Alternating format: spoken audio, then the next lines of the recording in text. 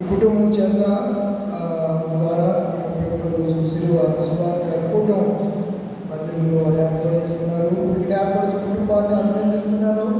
అదే రీతిగా ఉత్తరం ప్రత్యుత్తర రీతిగా వాక్యం చదివి అదే రీతిగా పత్రిక వాక్య భాగము సువార్త వాక్య భాగాలు చదివిన బిడ్డలకు ప్రార్థించినటువంటి సోదరికి వీరందరికీ కూడా హృదయపూర్వకమైన వందనాలు ప్రభు పేరట తెలియజేస్తున్నాను. ఈరోజు మన అంశం చెప్పండి, దివ్య వాగ్దానం. ఏ వాగ్దానం? దివ్య వాగ్దానము అనే మాటను మనం చూస్తున్నాం. బ్లెస్సెడ్ ఎష్యూరెన్స్ అనే పదాన్ని ఇంగ్లీష్లో వాడారు. మరొక పదము డివైన్ ప్రామిస్ అనే పదాన్ని కూడా ఇంగ్లీష్లో మనం చూస్తూ ఉంటాం. డివైన్, దివ్యమైనటువంటి వాగ్దానం. ఏంటంటే వాగ్దానం. వాగ్దానం అంటే ఏంటి? ప్రామిస్, మాట ఇవ్వడం. మాట ఇవ్వడం. మనం చాలామందికి ఏమిస్తాం? మాటలు ఇస్తాం. తాగుబోతుడు సాయంత్రం అంటాడు, నాన్న రేపు పొద్దున్న అమ్మకి నీకు గుడిసెలు ఎత్తానంటాడంట. తెల్లారినప్పుడు గుడిసి కాదు కదా, ఏమి ఉండదు. మాటలు పడి చెప్తారు. మాటలు కోటలు దాడిపోతూ ఉంటాయి. కొంతమంది మాటలు ఎలా ఉంటాయంటే ఆ మాటలు నిజంగా చేస్తున్నట్టుగానే అనిపిస్తూ ఉంటుంది. ఈరోజు మన అంశం కూడా అదే, వాగ్దానం. మీరు క్రిస్మస్ పండుగ వెళ్ళిపోయినట్టే జనవరి 1 తీసేసుకుంటారు. ఏంటి? వాగ్దానం. ఏ సబ్జెక్ట్ అండి, టైం లేదు కానీ మాస్టర్ గారి దగ్గరికి వెళ్ళాలి. ఇంటికెళ్ళి యాభై పట్టుకున్నా సార్. ఏంటి? వాగ్దానము. ఏ వాగ్దానం? డివైన్ ప్రామిస్, బ్లెస్సెడ్ ఎష్యూరెన్స్ అంటే దివ్యమైనటువంటి వాగ్దానము. ఈ వాగ్దానం ఎవరు చేస్తున్నారు? పరదేశున ఈ దినమే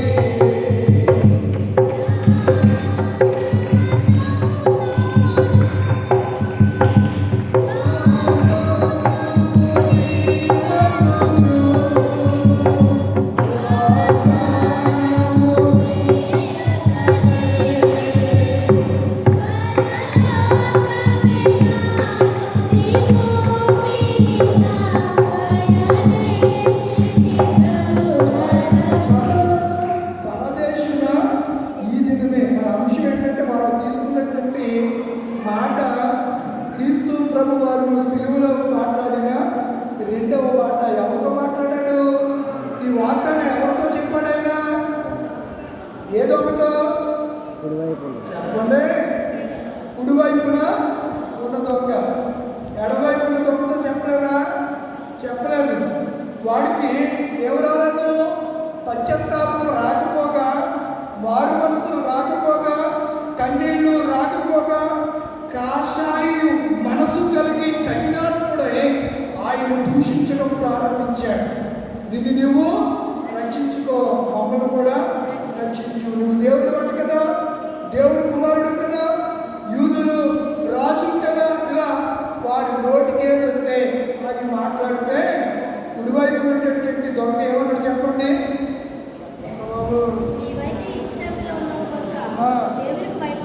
దేవునికి భయపడవా? మనకైతే ఇది మనము చేసిన దానికి. ఈ కుడివైపు ఉన్నటువంటి దొంగ పేరు నేను నెట్లో చూశాను. కుడివైపు ఉన్నటువంటి దొంగ దైమాస్ అని గలిలయ దేశవాసంట. ఎడం ప్రక్కన ఉన్నటువంటి దొంగ గెస్టోస్ యూదా దేశపు వాసి. ఈ గలిలయ దేశపు వాసి అనేటువంటి కుడివైపు ఉన్నటువంటి దొంగ యేసుని చూసి అడుగుతున్నాడు, యేసు నీ రాజ్యంతో వచ్చినప్పుడు నీవు నన్ను జ్ఞాపకం చేసుకో. వెంటనే యేసు ప్రభు వారు మాట ఇచ్చేశారు. ఏ మాట అది? నేడు నీవు నాతో కూడా. అది మన అంశం. వాగ్దానం, దివ్య వాగ్దానం, డివైన్ ప్రామిస్. దేవుడు చేసే వాగ్దానాలు ప్రతి సంవత్సరం వాగ్దానాలు తీసుకుంటారు. అప్పుడు దాన్ని తాగేసి వచ్చి వాగ్దానం తీసుకుంటాడు. వాడికి వచ్చి వాగ్దానం చెప్పండి, నేను నిన్ను కాపాడుదును. తాగుతున్నాను. కానీ అసలు ఏం మాట్లాడుతున్నా తాగేసి వచ్చినట్టు దేవుడు కాపాడతాడా? ఇంకా రకరకాలుగా లోకంలో విచ్చలవిడి జీవితం తీసుకున్న వాళ్ళు ఆ జాబ్ వచ్చేసరికి వాగ్దానం తీసుకుంటే మనం అన్ని కూడా వాగ్దానాలు ఏమని రాస్తాం? ఇప్పుడు వాగ్దానాలు ఎవరికే? క్రైస్తవులుగా, ఇశ్రాయేలీయులుగా? బుద్ధులు ఎంత పడినట్టు అయింది మనకు చెప్పడం. వాగ్దానాలు ఎవరికి? ఇశ్రాయేలీయులుగా, క్రీస్తుని నమ్ముకున్న క్రైస్తవులుగా. అసలు వాగ్దానాలు ఏంటి? అసలు వాగ్దానం మీనింగ్ ఏంటి? వాగ్దానం యొక్క చెప్పండి, డెఫినేషన్ చెప్పండి, చెప్పాలి. వాగ్దానం అంటే ఎవరైనా ఏదైనా చెయ్యాలి, చేస్తారు, నిబంధనతో చెప్పినది చెప్పినట్టుగా చేసేదానినే వాగ్దానం అంటాం. అర్థమవుతుందా? వాగ్దానానికి అర్థం, వాగ్దానం ఎన్ని రకాలు? బైబిల్లో అసలు వాగ్దానం అంటే ఏంటో చాలా సంగతులు బైబిల్లో చాలా స్పష్టంగా రాయబడ్డాయి. థామస్ వాట్సన్ అని ఆయన ఒక దైవజనుడు అంటాడు, పాపమే ఎరిగిన క్రీస్తు శ్రమ పడలేదా? కానీ పాపము తప్ప మరేమీ తెలియని నీవు నేను నాకెందుకు శ్రమ అన్నట్లుగా విచిత్రంగా కొన్నిసార్లు ప్రవర్తిస్తాడు అని మాట్లాడాడు. యేసు ప్రభువట పాపము, ఇదిగో ఈయన పాపమే ఎరిగిన క్రీస్తు శ్రమ పడలేదా?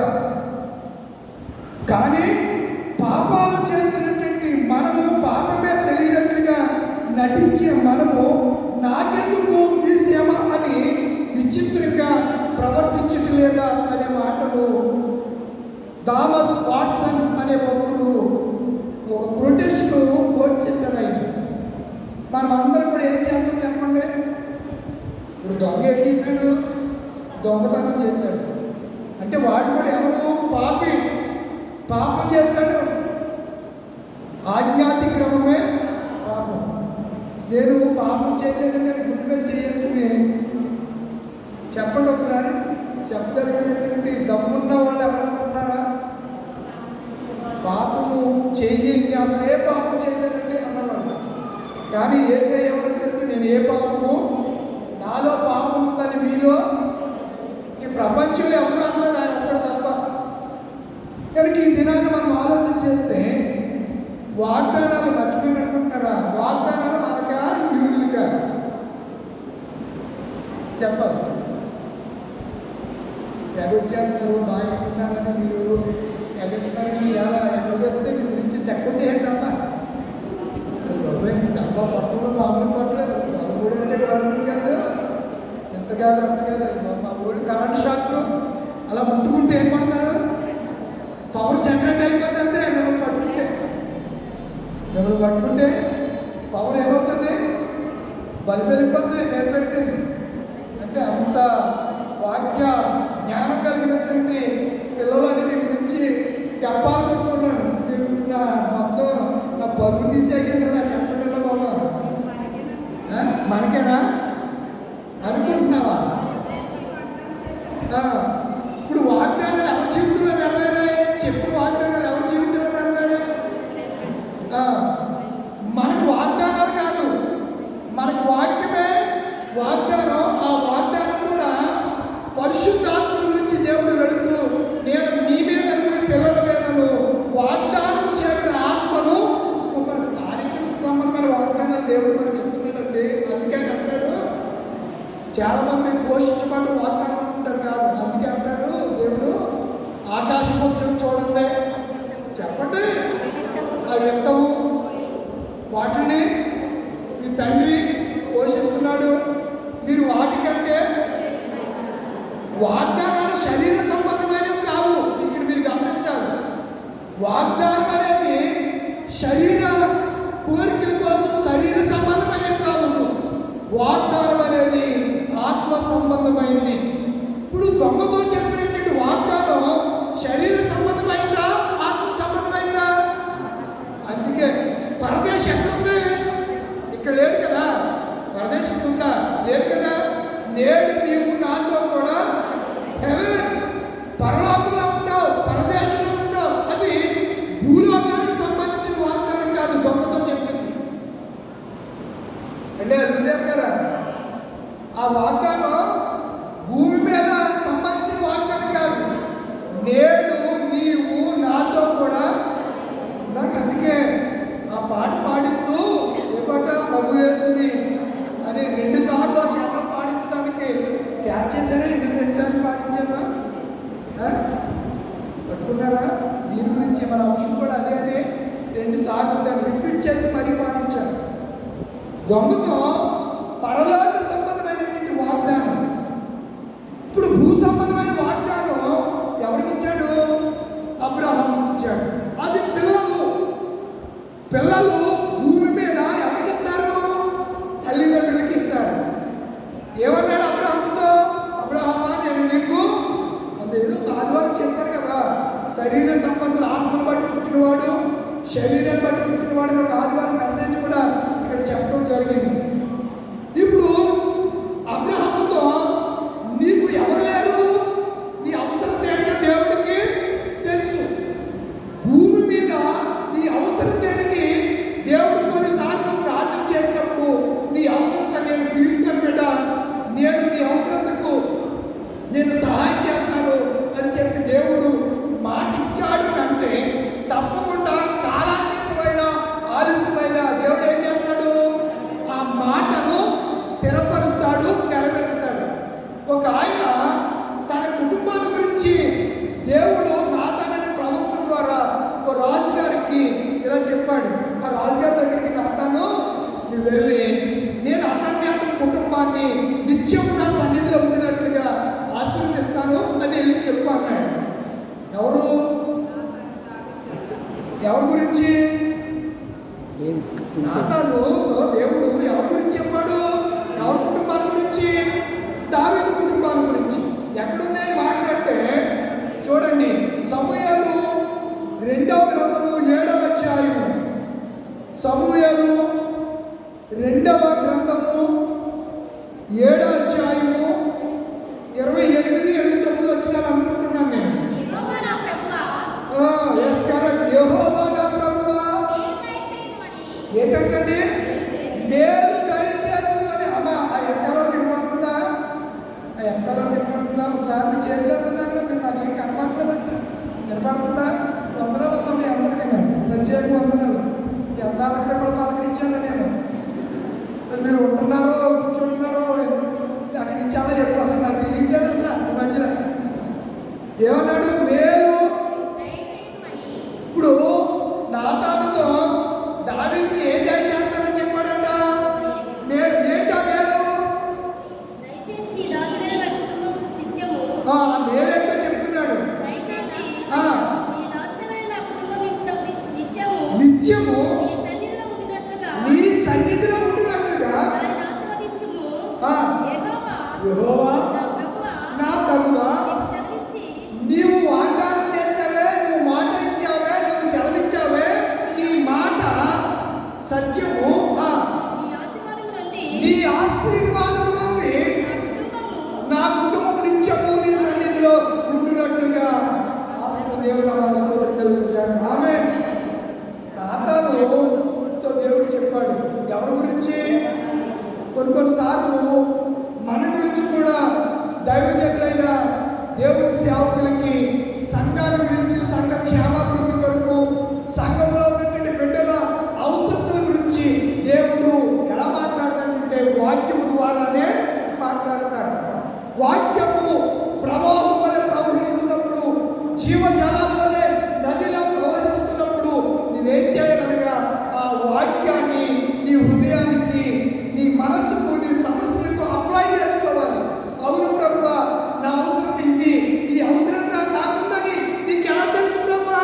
నీ దోషని నోట ఈరోజు నా ప్రాణము తెప్పరిల్లినట్లుగా నా హృదయ వాంఛ నీకు తెలిసే ఉన్నది, అందుకనే మాట్లాడవు. ఈ వాగ్దానం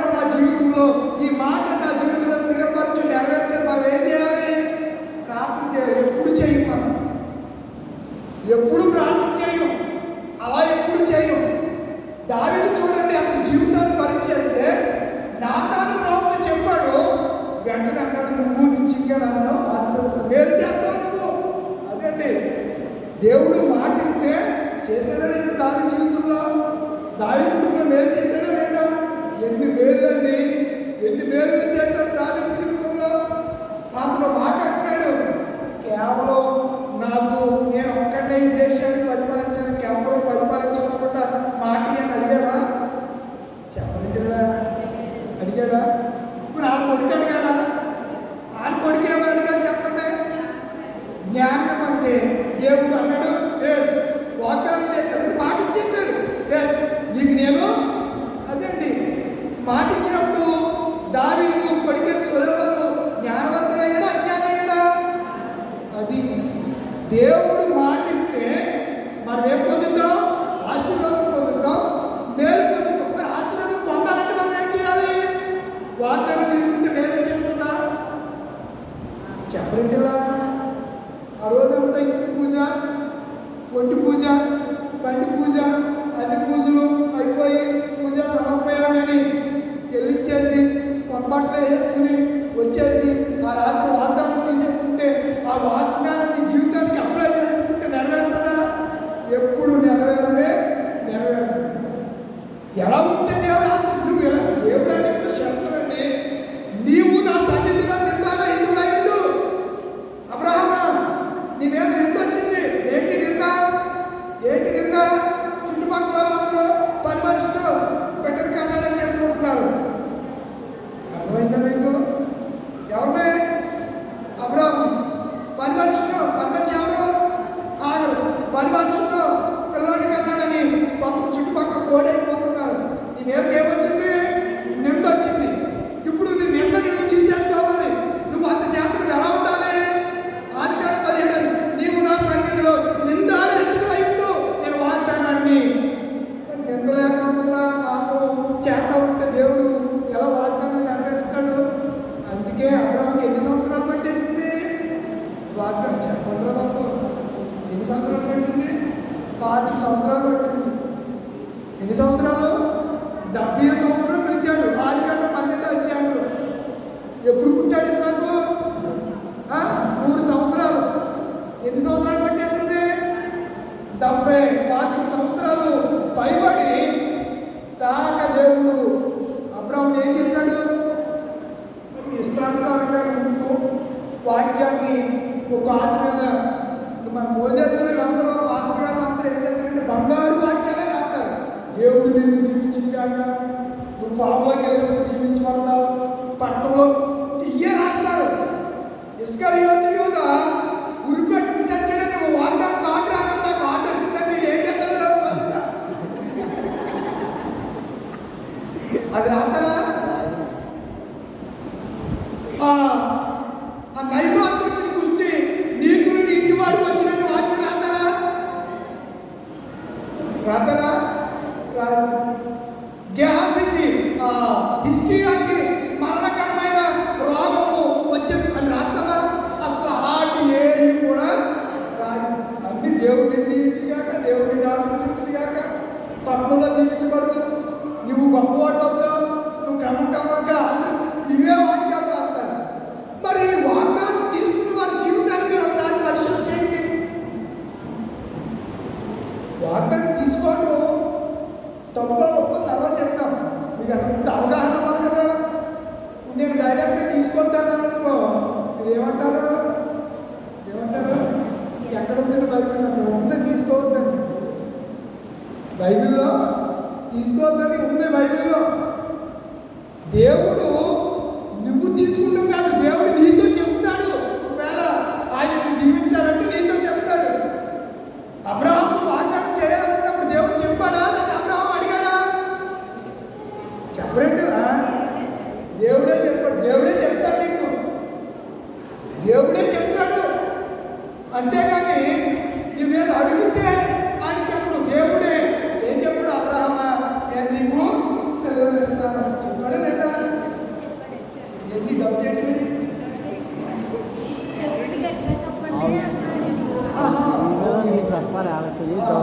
మీరు అలా చర్చించుకుంటారేమో అనుకుంటున్నాను నేను.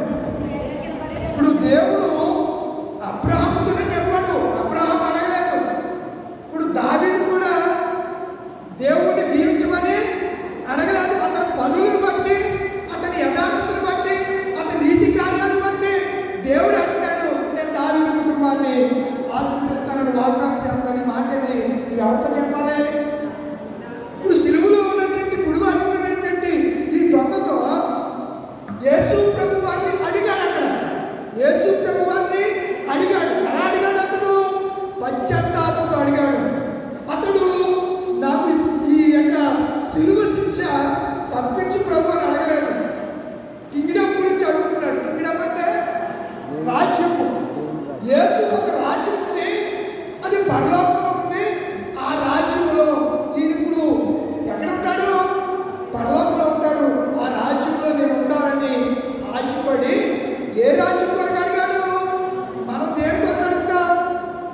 నా కుటుంబం, మన ప్రాంతం మొదలనుకునే ప్రభువా నా కుటుంబం దీవించినాయన, 1,00,000 రూపాయలు అప్పు ఉందినాయన, ఈ అప్పు తీర్చినాయన, ఈ గొడవ ఉందినాయన, నా పిల్లోడు ఈ మాట్లాడలేదు నాయన, మా ఆయన తాగేసి వచ్చి కొట్టేస్తాను నాయన, ఆడి మనసు నాచిన. ఇది ఎప్పుడు చూసినా మన జీవితాన్ని గురించే, మన సమస్యల గురించే ఏకాగ్రం పడుతూ ఉంటాం. సమస్యల గురించి దేవుడి సన్నిధిలో అడుక్కోవడమే. అడుక్కుని వాళ్ళు నెంబర్ 1 ఎవరంటే మనమే. ఆడేదో వచ్చి బాగుంది వచ్చాందేహి అమ్మా కొంచెం బాగుంది వచ్చాంది అమ్మా కొంచెం తెలియలేంటి ధర్మం చేయమ్మా అని. భవతి విద్యార్థి తల్లి కొంచెం అన్నం ఉంటే పెట్టమ్మా అని వచ్చి అడుగుతాడు. ఎలా ఖాళీ వెళ్ళి ఆ పక్కడికి వెళ్ళు అంటారు కొంతమంది. వాడు ఏ ఆనందో వచ్చాడో ఏంటో ఉండి పెట్టకపోవడం భయంకరమైన పాపం అండి. లేకపోతే పర్వాలేదు, శిక్ష నుంచి తప్పించబడినట్టే. ఉండి కూడా లేదని ఎప్పుడు కూడా చెప్పకూడదంట. బైబిల్లో 50 రాసిన పత్రికలో కూలోడు పనిచేసి వచ్చిన తర్వాత నీ దగ్గర డబ్బులు కూడా ఆ రోజు వాడికి చేపలు ఇవ్వకపోతే పరమాత్మ దేవుడు అంట చూసి తీర్పు తీస్తాడంట. బైబిల్ చాలా గొప్ప పుస్తకం అండి. బైబిల్ చాలా గొప్ప పుస్తకం. ఎన్నో విషయాలు దేవుడు ఇందులో రాయించేశాడు. నీకు ఇప్పుడు అర్థమైంది. అబ్రాహాముతో దేవుడే చెప్పాడు. నేను అబ్రాహాము అడగలేదు, అబ్రాహాము దేవుడిని అడగలేదు, దేవుడే అబ్రాహాముతో చెప్పిన వాగ్దానాలన్నీ అలాగే దాకా అలాగే ఉంటాయి. దావీదు కూడా దేవుడిని అడగలేదు. అడగకపోయినా ప్రవక్త ద్వారా దేవుడే చెప్పాడు, ఇదిగో దావీదు కుటుంబాన్ని ఆశీర్వదిస్తానని. నిత్యము సింహాసనం మీద అక్కడ ఉండగా కోడని చెప్పు, ఈ మాటలు చెప్పు దావీదు అంటే దావీదు ఏం చేశాడు? ఏంటి అది ఉద్దు తప్పిపోయి ఎగిరి వదిలేసి కోట పెట్టేలేదు. కృతజ్ఞత కోట ఏం పెట్టేలేదు? చెప్పేలా స్తుతి కోట పెట్టేలేదు. పెట్టేసి ఇదిగో దేవుడు ఇలా చేస్తానని చెప్పాడు అని చెప్పలేదు. ముందు ఎక్కడికి వెళ్ళాడు? మనం కూడా ఇది నేర్చుకోవాలి. దేవుడు మేలు చేసినప్పుడు ముందు మనం ఏం చేయాలి? దేవుడిని స్తుతించాలి. ఇది క్రైస్తవ జీవిత భక్తికి మొదటి మెట్టు. దేవుడు కార్యం చేసినప్పుడు మొదటికి ఎవరు స్తుతించాలి? దేవుడిని స్తుతించాలి. దావీదు చేయకపోయినా చేస్తానని దేవుని మాటను నమ్మి దేవుని సన్నిధికి ఎలా వెళ్ళాడు? పశ్చాత్తాపంతో వెళ్ళి వినయపూర్వకంగా దేవా ఎంతగానో నన్ను నా కుటుంబాన్ని దీవిస్తానంటే, మేలు చేస్తానంటే చెప్పావు కదా, నీ దాసుడినైనా నేను ఏపాటి వాడిని, నా కుటుంబం ఏపాటిది. సరే నీ మాట ఇచ్చావు, నీ మాట ఎలాంటిది? సత్యం కనుక నీ మాటను నా కుటుంబం పట్ల నెరవేర్చని నా కుటుంబము నీ సన్నిధిలో నీ రాజ్యములో నిత్యము ఉండులాగునా. దావీదు కూడా భూమి మీద ఉండగానే ఏ రాజ్యాన్ని కోరుకున్నాడు? నేను నా పిల్లలందరూ ఎక్కడ ఉండాలనుకున్నాడు? పరలోకం అండి. పరలోకం ఏ లోకము? ఇప్పుడు అన్ని మతాలు ఏ చెప్తూ ఉంటాయి. క్రైస్తవ్యం మతం కాదు. క్రైస్తవ్యం ఏంటి? క్రైస్తవ్యం మార్గం. క్రైస్తవ్యము ఏం చెప్తుందంటే పరలోకానికి, మోక్షానికి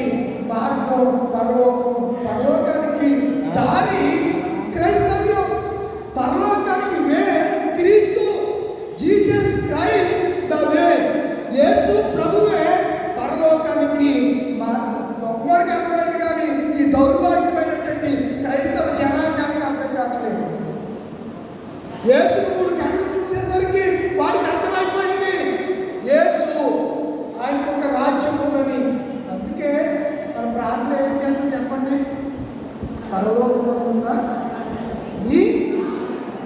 నీ రాజ్యము, నేను ఏ పరమెత్తుకున్నట్టు దాన్ని అన్ని పూర్తి చేయాలి. మీరు అది కరెంట్ షాప్ మెరకల్ల సైనికులు మెరట్ కమాండ్స్ అంటారు తెలుసా? ఎక్కడి నుంచి అక్కడ మరి దూకెళ్తారు, పైనుంచి కిలోమీటర్లో పైనుంచి పారాషూట్ చేసుకుని భూమి మీదకి వచ్చేస్తారు. పాకిస్తాన్లో పిఎల్ఓ ఉంటుంది, పాకిస్తాన్కి మనకి అవతలకి వెళ్ళి బార్డర్ దాకా వెళ్ళి అవతలని వేసేసి వచ్చేస్తూ ఉంటారు కొన్నిసార్లు. అర్థమవుతుందా? మన మధ్యన ఇరాన్కి ఇజ్రాయెల్కి 2000 కిలోమీటర్ల దూరం. ఇలాంటి ఆడపిల్లలు ఫ్లైట్ వేసుకుని వెళ్ళి ఆ ఇరాన్ మీద ఉన్నటువంటి అణు రియాక్టర్ మీద బాంబులేసి చేయాలి. తెలుసా మీకు? ఫ్లైట్ నడుపుకుంటే వెళ్ళి సరిగ్గా తప్పలేదు. కార్లు కూడా నడుపుతాను. Very good. మీరు కార్లు నడుపుతున్నారు, నడుపుతున్నానా? మాకు ఒక సైకిల్ కూడా ఉండేది కాదు. మా నాన్న ఎలక ముట్టలు వేసేవాడు అంట. ఏ ముట్టలో? నేను నా స్థితి చెప్పుకోవడానికి నేను ఎప్పుడు సిగ్గుపడకండి, ఎలక ముట్టలు వేస్తే ఈ ఎలక్కి పావలా ఇచ్చేవాడంట. ఆ రోజుల్లో పావలా ఇంకా తక్కువ ఏంటో చెప్పాడు. ఆ రోజుల్లో వీళ్ళు యానం వెళ్ళారంట. ఎక్కడికి? యానం ఉంది కదా, యానంలో ఎలక ముట్టలకి వెళ్ళారంట. వెళ్తే అక్కడ ఒక సైకిల్ 28 రూపాయలు కొనుక్కొచ్చాడు మా నాన్న. ఇప్పటికి ఒక సైకిల్, ఇప్పుడు కూడా సైకిల్ బయట రాలే సైకిల్ 24 ఇంచు ఎత్తు సైకిల్. ఆ దొడ్డు ఉంది కానీ ఉన్నాయన్నీ ఇరిగిపోయి కేవలం ప్రేమ ఒకటే ఉంది. మొత్తం అన్నీ ఇరిగిపోయి అయ్యే సేమ్ పార్ట్సే ఇచ్చాం. ఆ రాలి కంపెనీ సైకిల్కి ఎదురు కూడా ఇలా అంశబొమ్మ ఉంటుంది, ఇలా ఎదురా ఉంటుంది కదా, దానికి ఇలా అంశబొమ్మ ఉంటుంది. రాలీ సైకిల్కి ఒరిజినల్ రాలీ సైకిల్. ఒకప్పుడు ఆ సైకిల్ అంటే ఏంటమ్మా ఆ సైకిల్ ఎట్లా చూస్తారా? ఫోన్లో పెడదాం, పెడతాం. ఇంటికి వెళ్ళినప్పుడు పెడతారా? మరి నీకు ఎంట పెడతాం. కొనుక్కుంటాడు సైకిల్ అభ్యంత కావాలా?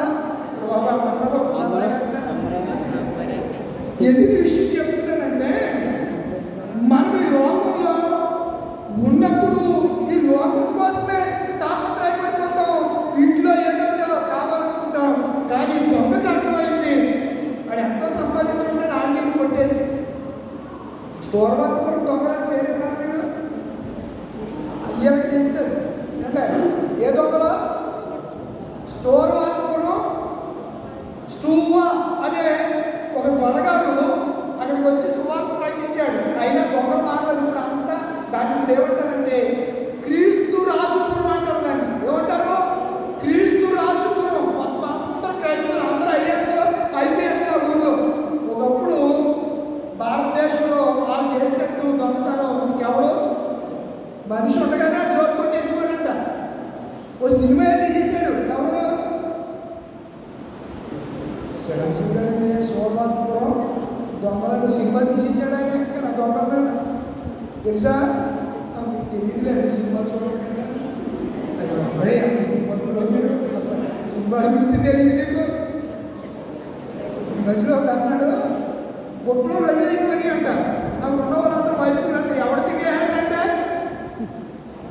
అన్నవాళ్ళ లాజిక్ వయసులు అంటే పేపర్ కౌంటర్, వయసులు అంటే కౌంటర్.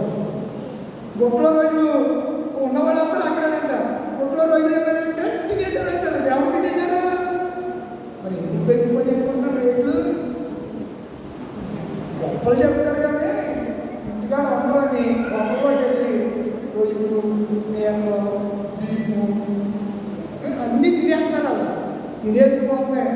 ఇవాళ బీఫ్ మాసం కూడా 260 రూపాయలు కేజీ. ఎంత? బోనస్ కాకుండా ఎంత ఉన్నాయి? బోనస్తో 260, ఇంకెక్కువే ఉంటుంది. నేను ఎందుకు విషయాలు చెప్తున్నాను? ఎంతసేపు ఈ లోకం గురించి, లోక వాగ్దానాల గురించి ఆలోచిస్తాము. ఈ క్రిస్మస్ పండుగ కూడా వచ్చేసి ఇష్టానుసారంగా వాగ్దానాలు తీసేసుకుంటాం.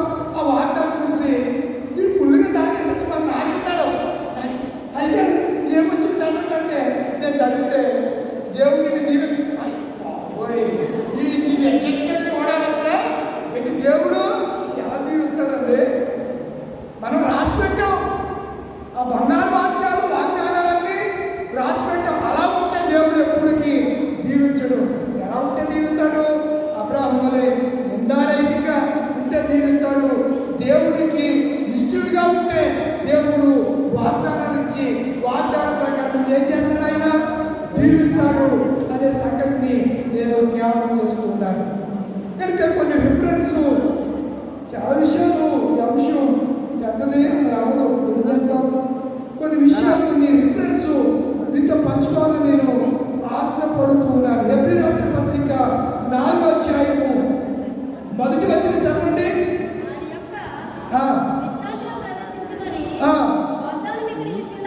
వాగ్దానానికి ఎలా ఉందంట?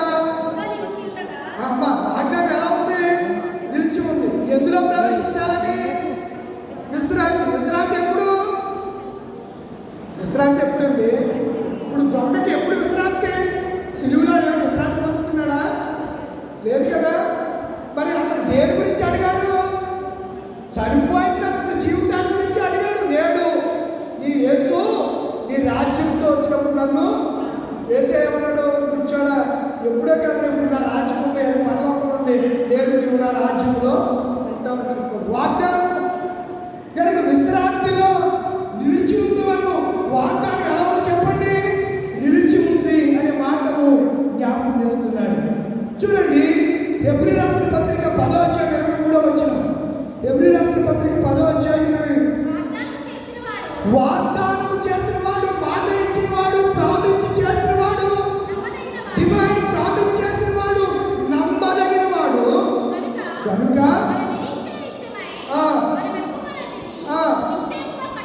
ఏం చేయాలి? మనం రాజీ పడకండి. దేవుడు మాటిచ్చాడా? వాక్యం ద్వారా నీతో మాట్లాడాడా? తప్పనిసరిగా నీ జీవితంలో నెరవేరుతుంది. వాగ్దానం చేసిన ఎవడైనా నమ్మదగిన వాడు, మాట ఇచ్చిన వాడు నరుడు కాడు. అబద్ధం ఆడడానికి ఆయన ఎవరు కాదు? నరుడు కాడు. మాట ఇచ్చాడు. ఏమిచ్చాడు? నా బిడ్డ నిన్ను దీవిస్తానంటే తప్పనిసరిగా దీవిస్తాడు. వెయిట్ చేయి. ఇప్పుడు అందరూ కూడా ఒకసారి తారాజులాగా వెళ్ళిపోవాలి అంతే. పైకి ఎలా వెళ్ళిపోవాలని తెలుసా? తారాజులాగా ఒకసారి కోట్లు వచ్చి పడిపోవాలంతే. రాత్రి బెంచ్మార్క్ కొనేయాలి. రాత్రి ఒక అపార్ట్మెంట్ కొనేయాలి. కొనేసి కారు రాజురాజు కారు కొనేసి ఎగకుండా పెట్టుకుని అక్కడ పిలిచి పూజ చేసి వెళ్తాడు. రాజురాజు కారు ఎంత ఉంటుంది? ఎన్ని కోట్లు ఉంటుంది చెప్పండి? వెళ్ళదు ఎప్పుడు. బాగా ఖరీదు 100-200 కోట్లు ఉంటుంది. బెంచ్ కారు కూడా కోటి కాడించి ప్రారంభం. ఆడి కారు కూడా ₹1,00,000 కాడించి 50 లక్షలు కాడించి ప్రారంభం. చాలా మంది నేడు దినాలు ఏమంటారంటే వేగంగా ఆశీర్వాదం వచ్చేయాలి, వేగంగా పైకి వెళ్ళిపోవాలని చూస్తుంటే దేవుడు ఏమంటాడు తెలుసా? వాగ్దానం చేస్తున్నాడు ఎలాంటాడట? అందుకని మనం ఏం చేయాలి? నిరీక్షణతో ఒప్పుకున్నది దాని కొరకు ఎదురు చూడాలి అని అంటున్నాడు. మనం మాటని జ్ఞాపకం చేయాలి. అద్భుతమైన మాట చూడండి. 10:36. అదే 10వ అధ్యాయం 36వ వచనం. వాగ్దానం పొంది నిమిత్తము ఏం అవసరం మనకి? ఎక్కడంటే అది ఓపిక ఎక్కడంటే మనకి పేషెంట్ అనేది అసలు లేదు. మనకి అసలు పేషెన్స్ లేదు, ఓర్పు సహనాలు లేవు మనకి. త్వరగా వచ్చేయాలి, త్వరగా అలా రావాలంటే ఇంకో కొంప వచ్చి ఇంకో కొంప మీద అనాలన్నమాట. ఇంకో కొంప వచ్చి ఇంకో కొంప మీద అనాలి. మరి దేవుడు ఏమన్నాడు? నీ చేతులు కష్టార్జితాన్ని నేను, నీ చేతి పని నేను స్థిరపరుస్తాను. నీ చేతులు కష్టార్జితాన్ని నేను ఆశీర్వదిస్తాను. నీ రెక్కల్ని ఆరోగ్యంగా నేను ఉంచుతాను.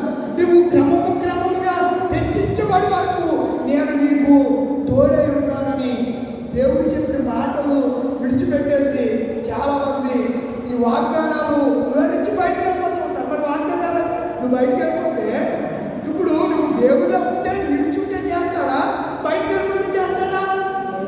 దేవుళ్ళో ఉంటేనే దేవుడు చేస్తాడు.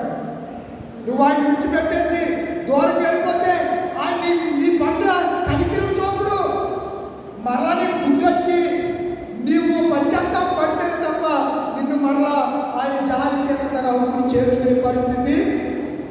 పశ్చాత్తాపం మార్పు ఎవరిలో రావాలి? మనలోనే రావాలి. అప్పుడే వాగ్దానాలు మన జీవితంలో నెరవేరుతాయనే విషయాన్ని జ్ఞాపకం చేసుకున్నారు. మరొక రిఫరెన్స్ మీకు ఇస్తాను చూడండి. పరిశుద్ధ గ్రంథంలో నుంచి అద్భుతమైనటువంటి ఆ సంగతిని నేను మీకు జ్ఞాపకం చేయాలని ఇష్టపడుతూ ఉన్నాను. చూస్తారా? గలతీయులకు రాసిన పత్రిక 3వ అధ్యాయము 14వ వచనం.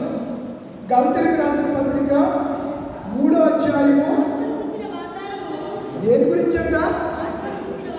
మన అంశం ఏంటి? వాగ్దానం. ఆత్మల గురించిన వాగ్దానము మనకు లభించినట్లు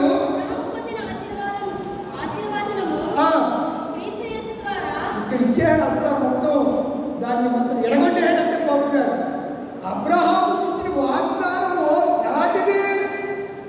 భూ సంబంధమైనను అది పరలోక సంబంధమైంది. ఆత్మల గురించిన వాగ్దానము అబ్రహాముకి అని అన్నాడు. అన్నాడా? చదవమ్మా. అన్యజనులకు కలుగుటకై క్రీస్తు మన కోసము శాపమై మనలను ధర్మశాస్త్రము యొక్క కాడి క్రింద నుండి మనల్ని ఏం చేశాడైనా విమోచించాడు. దేని బట్టి? ఆత్మను బట్టి. కనుక ఇప్పుడు మనకు ఏ వాగ్దానం కోసం ఎదురు చూడాలి? శరీర సంబంధ వాగ్దానాలు ఇస్తాడండి దేవుడు. ఆయన ఏమన్నాడు? మొదట నా నీతిని, నీకు అర్థమయ్యే భాషలో చెప్తున్నాను, మొదట నా నీతిని నా రాజ్యమును నేను ఇస్తానని చెప్పాడు. మీరు వాటి గురించి వెంపర్లాడకండి. దేనికోసం మనం తాగులాడాలి? దేనికోసం మనం అన్వేషించాలి?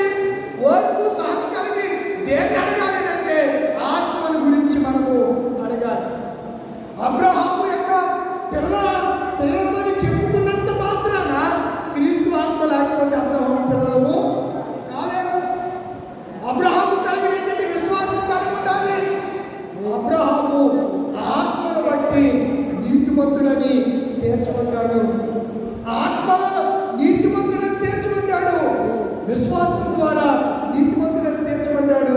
క్రియల ద్వారా నీతిమంతుడని తీర్చబడ్డాడు. క్రియ అనగా తన కొడుకుని బలమంటే అది క్రియ. విశ్వాసం అంటే నమ్మడం. నా కొడుకుని నువ్వు మరలా తిరిగిస్తావు, అది విశ్వాసం. నిరీక్షణ అంటే ఎదురు చూడటం. నిరీక్షణ అంటే ఎదురు చూడటం. ప్రభువా ఇదిగో నువ్వు మాట ఇచ్చావు కదా, ఆ మాట నా జీవితంలో నెరవేర్చని ఎదురు చూడాలి. 25 సంవత్సరాలు ఎదురు చూచాడండి. మేము ప్రార్థన చేయడం మీరు అడుగుతాం కదా, సంవత్సరంలో అవ్వకపోతే అయ్యాడు ప్రార్థన చేశాడు మీరు. దేవుడు ఎంత నిరుత్సాహం అంటే నువ్వు అడిగినట్టే దేవుడు చేసేయాలా? పిల్లడు వచ్చి రోలెక్స్ వాచ్ కావాలని అడుగుతాడు. ఆ రోలెక్స్ వాచ్ ఎంత ఉంటుంది చెప్పు? 30 లక్షల నుంచి 1 కోటి రూపాయలు దాకా ఉంటుంది. అడిగి తెలియకి వచ్చి అమ్మ నాకు రోలెక్స్ వాచ్ కావాలని అడుగుతాడు. అప్పుడు ఏం చేస్తారు మీరు? కొనిచ్చేస్తారండి. 30 లక్షలు కొనిచ్చేస్తారా? ఆ స్తోమత ఉంటుంది కదా మన దగ్గర. అంటే దేవుడి దగ్గర స్తోమత లేక మనం అడిగేదాన్ని ఆఫ్ చేస్తానని కాదు దాని అర్థం. నువ్వు అడిగేది నీకు ఇస్తే నువ్వు అసలు ప్రభులో ఉంటావా లేదా దేవుడు ఏం చేస్తాడు? పరీక్షిస్తాడు. అది సంగతి. ఇవ్వలేక ఏదైనా ఇవ్వాలండి. దేవునికి అసాధ్యమైనది ఏది లేదు. ఏదైనా ఉందా?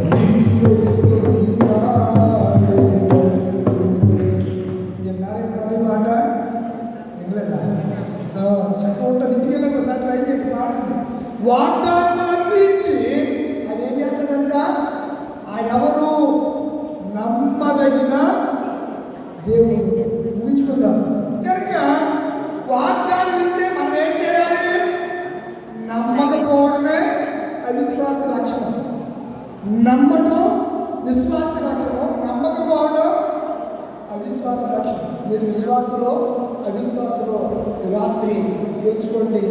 అంశుకమని వచ్చేస్తున్నాను. తలవంచండి, కళ్ళు మూసుకోండి, ప్రార్థన చేసుకుందాం. ఏం లేదు, మాస్టర్ గారు